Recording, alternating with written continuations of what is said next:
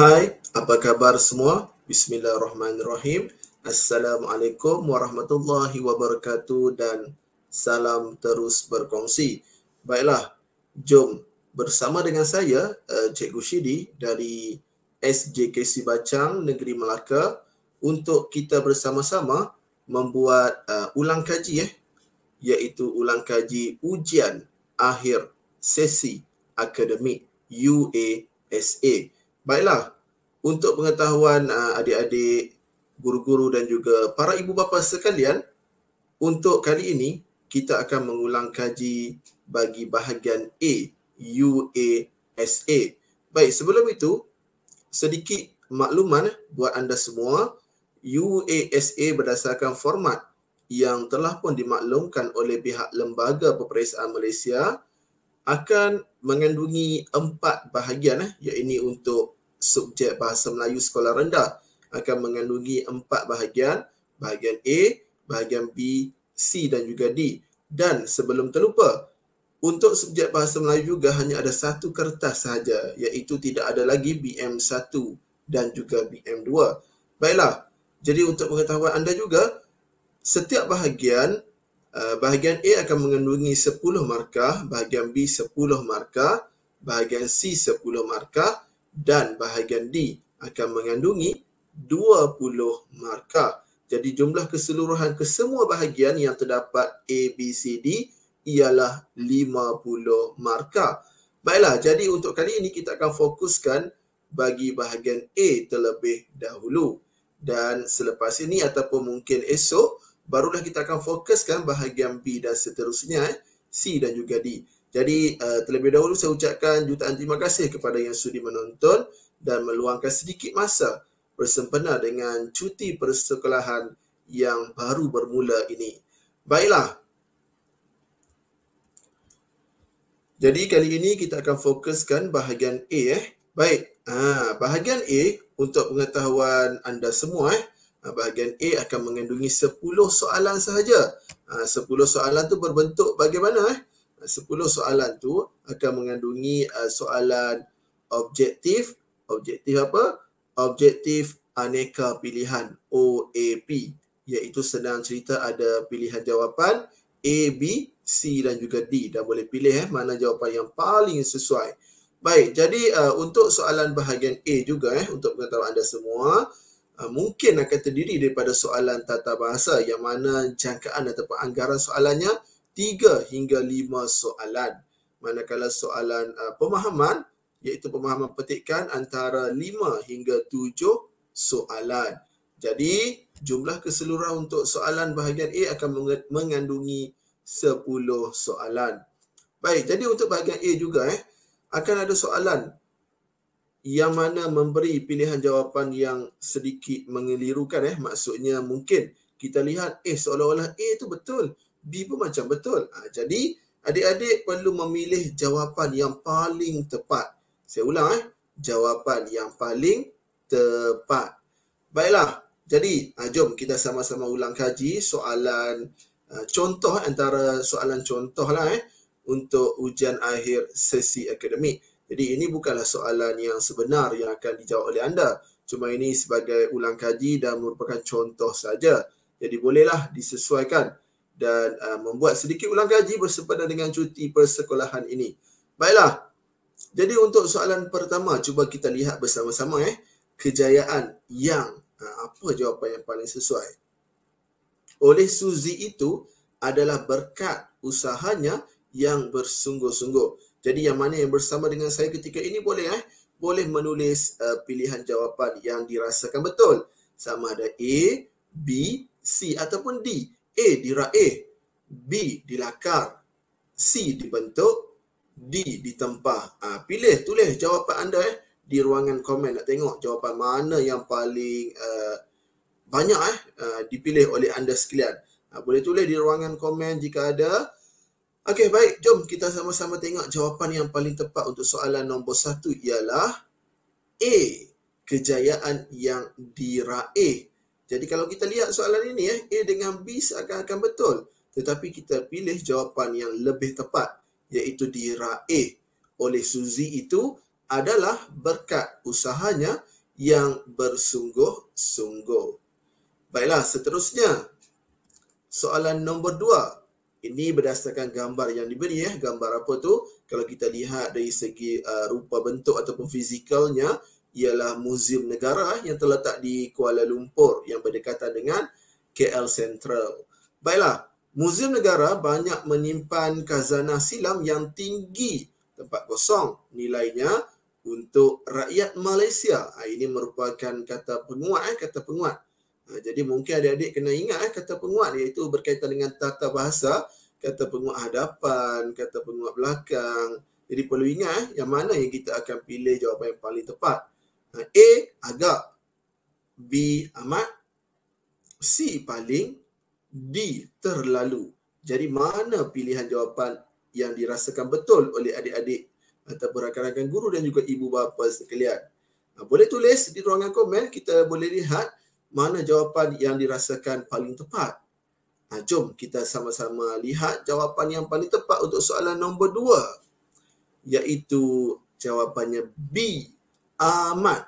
Muzium Negara banyak menyimpan khazanah silam yang tinggi, amat nilainya untuk rakyat Malaysia. Ingat ini penggunaan kata penguat.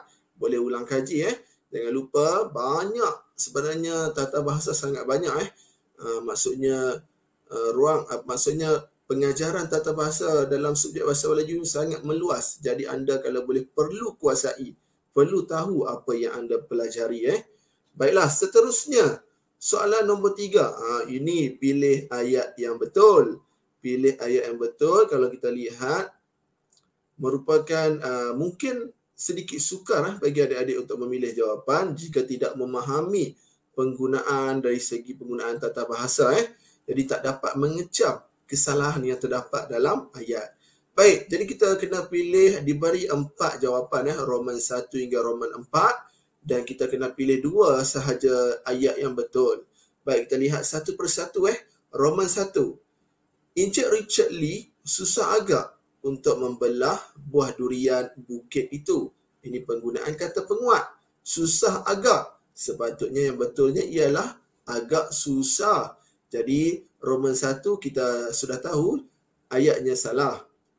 Baik, seterusnya nombor 2. Puan Mona menghidangi suaminya sepinggan mi kari dan secawan kopi. Betul ke salah? Boleh tulis di ruangan komen betul atau salah Roman 2 ni. Jadi Roman 2 ni betul Puan Mona menghidangi suaminya sepinggan mi kari dan secawan kopi. Betul. Baik, nombor 3, Roman 3. Daun rambutan kering bertaburan memenuhi halaman rumah Makcik Liza. Betul ke salah? Kalau kita baca dan lihat betul-betul, Roman 3 ni tidak ada kesalahan dan ayatnya betul. Baik, yang terakhir Roman 4. Walaupun kita sudah tahu Roman 2 dengan 3 tu kita kata betul, tapi kena lihat juga Roman yang keempat. Mana tahu, mungkin dalam kita kata betul tu, kita terlepas pandang, ada kesalahan. Baik, Roman 4. Para pekerja memperdalamkan longkang di kawasan taman perumahan itu. Di sini penggunaan imbuhan memperdalamkan kurang tepat. Yang betulnya memperdalam sahaja, sebab aktiviti mendalamkan longkang, memperdalam longkang di kawasan taman perumahan itu. Jadi jawapannya apa? Kita boleh lihat, jom. Jawapannya ialah B, iaitu Roman 2 dan Roman 3. Baik, jadi boleh tulis, kita tengok bagaimana setakat ini sehingga soalan yang ketiga. Susah ke senang? Antara contoh soalan yang mungkin akan dijawab oleh adik-adik apabila sesi persekolahan bagi penggal yang ketiga bermula nanti pada Januari 2023. Baiklah, soalan yang keempat. Ini berkaitan dengan petikan pemahaman. Jom kita sama-sama baca terlebih dahulu petikan ini. Baca petikan di bawah, kemudian jawab soalan-soalan yang berikutnya. Soalan 4 hingga nombor 6. Jadi soalan 4, 5 dan 6 mesti dijawab berdasarkan petikan ini. Baik, jom kita baca bersama-sama terlebih dahulu. Persatuan Bahasa Melayu Sekolah Kebangsaan Kampung Bahagia ASKKB menganjurkan lawatan sambil belajar. Ini bertujuan untuk meluaskan pengetahuan serta pengalaman murid. Murid boleh melihat sendiri bagaimana berita disunting dan dicetak. Seterusnya, murid dapat mengetahui tentang kerjaya yang boleh diceburi dalam bidang percetakan. Sehubungan dengan itu, kami amat berharap semoga Tuan boleh memberikan keizinan dan menerima kami untuk melawat ke kilang percetakan akhbar syarikat Tuan. Kami juga ingin melihat cara-cara berita diproses, disunting dan seterusnya dicetak. Baik, kena faham bukan setakat baca tetapi kena faham maklumat yang terdapat dalam petikan ini. Jom kita lihat soalan yang keempat. Apakah program yang hendak dianjurkan oleh Persatuan Bahasa Melayu SKKB? A. Lawatan sambil belajar ke kilang kasut. B. Lawatan sambil belajar ke kilang tekstil. C. Lawatan sambil belajar ke kilang elektronik. D. Lawatan sambil belajar ke kilang percetakan. Baik, jadi macam mana jawapan yang lebih tepat? Tengok balik dalam petikan sebentar tadi. Kalau kita lihat, petikan ini menceritakan tentang percetakan, bidang percetakan. Baik, ada pada perenggan pertama tu. Okay, bidang percetakan. Jadi yang lebih tepat ialah apa? D. Lawatan sambil belajar ke kilang percetakan. Baik, seterusnya jom adik-adik kita teruskan soalan ulang kaji kita untuk soalan yang kelima. Rangkai kata kerjaya yang boleh diceburi dalam petikan membawa maksud menceburi. Jom kita lihat dulu rangkai kata sebentar tadi. Jom kita lihat terlebih dahulu rangkai kata sebentar tadi, iaitu kita tengok bersama-sama tu kerjaya yang boleh diceburi. Apa maksud rangkai kata itu? Maksud yang paling tepat.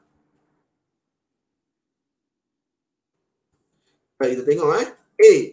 Bidang penerbitan yang berkualiti. B. Kemampuan menyediakan peluang pekerjaan. C. Tawaran bergiat dalam kerjaya yang mencabar. D. Peluang melibatkan diri dalam profession tersebut. Mana pilihan jawapan yang paling tepat di adik sekalian? Tengok, pilih. Tulis jawapan dalam ruangan komen A, B, C ataupun D jawapan pilihan anda. Baik, jom kita tengok jawapannya untuk soalan yang kelima. Jawapannya ialah D. Peluang melibatkan diri dalam profession tersebut. Baik, seterusnya soalan keenam. Berikut adalah antara tujuan dan matlamat lawatan sambil belajar tersebut. Kecuali, ini pun kena faham petikan dan kita kena pilih. Jangan tersalah pandang. Di situ ada perkataan kecuali. Maksudnya kita kena pilih satu jawapan yang bukan tujuan ataupun matlamat lawatan sambil belajar tersebut. Dia nak satu bukan tujuan dan matlamat. A, kita baca dulu jawapan. Mengetahui peluang kerjaya dalam bidang percetakan. B, melihat cara-cara berita diproses, disunting dan dicetak. C, mendapatkan hikmat nasihat daripada pengurus kilang. D, menambah ilmu pengetahuan baru dalam kalangan murid. Jadi jawapan anda apa? A, B, C atau D? Tulis dalam ruangan komen. Nak tengok anda dapat jawab ataupun tidak soalan yang keenam ini. Baik, jom kita lihat jawapannya. Ialah C. Mendapatkan hikmat nasihat daripada pengurus kilang. Ini bukan tujuan dan matlamat lawatan bukan tujuannya. Baik, soalan yang ketujuh. Ada lagi 4 soalan saja lagi untuk bahagian A. Baik, soalan 7 hingga 10. Maksudnya 4 soalan yang terakhir untuk bahagian A. Mesti berdasarkan petikan ini. Baca petikan di bawah dengan teliti. Kemudian jawab soalan-soalan yang berikutnya. Saya ulang baca petikan dengan teliti. Maksudnya jangan baca sekali saja. Baca lebih daripada sekali tak kisahlah. Kamu nak baca 4 kali ke 5 kali ke, yang penting faham. Kalau tak faham, baca lagi Baik, jom kita baca bersama-sama terlebih dahulu petikan ini. Kalau kita lihat pada gambar, kita nampak situasi banjir yang mana air ataupun paras air naik agak tinggi sehingga akan mencecah paras bumbung rumah. Kita nampak ada seorang yang sedang bawa segulung selimut sambil menyelamatkan diri di atas bumbung dan ada 2 orang yang berada dalam sampan untuk menyelamatkannya. Baik, jom kita baca bersama-sama petikan ini terlebih dahulu. Yang berikut ialah berita terkini tentang banjir. Orang ramai yang tinggal di kawasan rendah dan sering dinaiki air diingatkan supaya sentiasa berjaga-jaga berikutan hujan lebat pada masa ini. Setakat ini, beberapa buah kampung di daerah Baling, Kedah telah dinaiki air. Antaranya termasuklah kampung Lubuk Batu, kampung Tebing Rebak, kampung Paya Pulai dan kampung Teluk Perah. Penduduk kampung tersebut dinasihati supaya sentiasa berwaspada dan mematuhi arahan daripada pihak yang berkuasa. Utamakanlah keselamatan diri serta hargailah nyawa. Berpindahlah segera jika diarahkan berbuat demikian. Simpanlah semua dokumen penting di tempat yang selamat. Kanak-kanak pula dinasihati agar tidak bermain air banjir. Ibu bapa hendaklah sentiasa mengawasi anak-anak kerana malang tidak berbau. Ingat, baca lebih daripada sekali supaya anda lebih faham petikan ini. Baik, jom kita lihat soalan yang ketujuh. Ali Farhan meletakkan setempat kosong selimut di atas bumbung rumahnya untuk dipindahkan ke tempat yang selamat. Ini kalau kita lihat berdasarkan gambar sebentar tadi. Tetapi di sini ada penggunaan aspek tata bahasa iaitu penjodoh bilangan. Helai, keping, gulung, lembar. Yang mana jawapan yang paling tepat untuk selimut? Penjodoh bilangan bagi selimut. Ini tata bahasa. Baik, mana pilihan jawapan anda? A, B, C atau D? Jom kita tengok jawapannya. Jawapannya ialah C, gulung. Ali Farhan meletakkan segulung selimut di atas bumbung rumahnya untuk dipindahkan ke tempat yang selamat. Seterusnya, soalan yang ke-8. Ada lagi 3 soalan. Baik, siapakah yang diminta supaya berjaga-jaga berikutan hujan lebat yang berlaku? Siapa? Kena cari dalam petikan. Kita tengok siapa. Kena cari, pastikan jumpa maklumat yang diperlukan. Baik, seterusnya. A, penduduk yang tinggal di lereng bukit. B, penduduk yang tinggal di pinggir bandar. C, penduduk yang tinggal di kawasan rendah. D, penduduk yang tinggal di perkampungan tersusun. Mana pilihan jawapan anda yang paling sesuai? Jom kita tengok jawapannya. Jawapannya ialah C, penduduk yang tinggal di kawasan rendah. Baiklah, soalan yang ke-9. Penduduk yang terlibat dengan banjir perlu berpindah dengan segera apabila paras air A, semakin tinggi, B, langit sudah mulai cerah, C, hujan sudah mulai berhenti, dan D, aras air sungai semakin tohor. Baik, mana jawapannya yang paling sesuai? A, B, C atau D, adik-adik sekalian? Jom kita tengok jawapannya. Jawapannya ialah A, semakin tinggi. Penduduk yang terlibat dengan banjir perlu berpindah dengan segera apabila paras air semakin tinggi. Baik, jom kita tengok soalan yang terakhir untuk bahagian A. Berikut adalah kampung di daerah Baling yang terlibat dengan banjir kecuali. Kalau boleh anda bulatlah perkataan kecuali tu supaya lebih jelas. Kecuali, maksudnya di sini dia nak jawapan yang iaitu kampung yang tidak terlibat. Baik, A, kampung Paya Pulai, B, kampung Lubuk Batu, C, kampung Tasik Perah, D, kampung Tebing Rebak. A, B, C atau D, adik-adik sekalian? Cuba tulis jawapan anda di ruangan komen, saya nak lihat. Okey, jom kita tengok jawapannya. Jawapannya ialah C, kampung Tasik Perah, iaitu kampung yang tidak terlibat dengan banjir. Baiklah, jadi setakat itu sahaja dulu ulang kaji ujian antara contoh soalan antara soalan contoh bagi ujian akhir sesi akademik, iaitu bahagi bahagian A yang mengandungi 10 soalan dan membawa 10 markah untuk diperoleh oleh murid-murid sekalian. Jadi sebelum saya terlupa, nanti hari ini ataupun kali ini kita ulang kaji mengenai bahagian A terlebih dahulu. Dan video ataupun ulang kaji kita untuk bahagian D nanti di ruangan description, saya akan letakkan link iaitu ataupun pautan yang mengandungi contoh-contoh soalan yang dibuat oleh rakan-rakan guru contoh-contoh soalan yang mana anda boleh download dan bolehlah mengulang kaji ambil masa sedikit sementara waktu cuti sekolah ni, bolehlah lakukan ulang kaji supaya apa? Anda biasa dengan soalan yang bakal anda jawab nanti. Baiklah, jadi setakat itu saja dahulu ulang kaji kita untuk kali ini. Semoga kita berjumpa lagi dalam ulang kaji yang seterusnya iaitu untuk bahagian B nanti. Nanti saya akan share link ataupun pautan. Jangan lupa untuk kita teruskan ulang kaji untuk bahagian B, C dan juga D. Jadi itu saja daripada saya. Sekian, terima kasih. Jumpa lagi. Bye-bye. Terima kasih.